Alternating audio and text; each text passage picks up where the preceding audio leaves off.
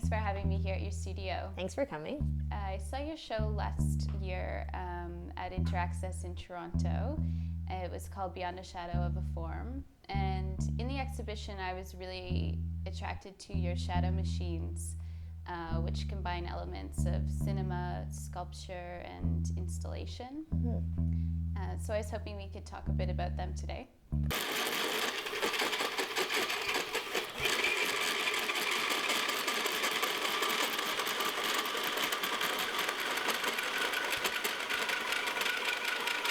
When I first saw the shadow machines installed, I imagined my attention was going to be mostly on the projected image, because I think that's what we're used to. We're used to seeing things on screens, going to movies or any of that, where we're used to focusing on the projected image. But then when I heard the machines, they kind of called to say, like, look at me.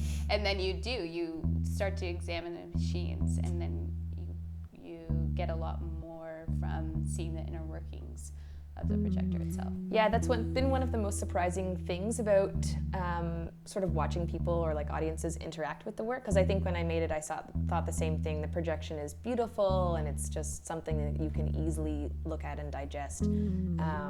It's quite pretty, and I kind of felt like people would be instantly drawn to that. And it's lit up, that is what they see, and it brings them to the work, but then they end up really focusing on the machines, which I found surprising. And the sound definitely is what draws them in, because they are quite loud. And I think I also first imagined that they would be these like smooth, silent, really chic machines. And apparently my manufacturing skills, even though I measured a million times, are not perfect.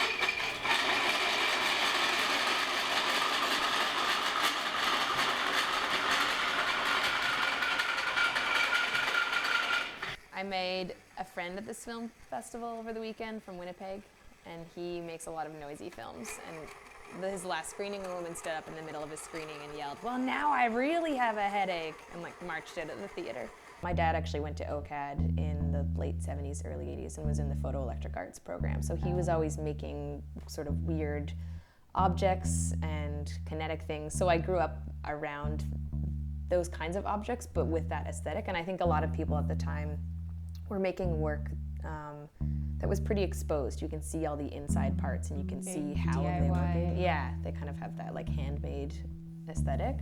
Yeah. So I was kind of like, grew up with it and came to love it, and then had profs who had worked in the same vein, I guess, as well. Right.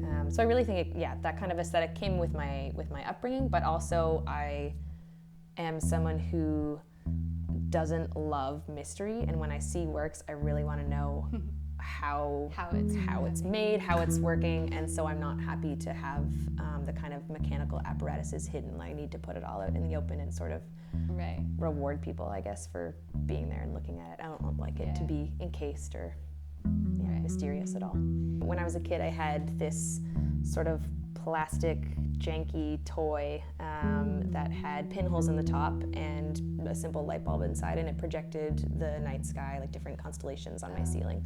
Cool.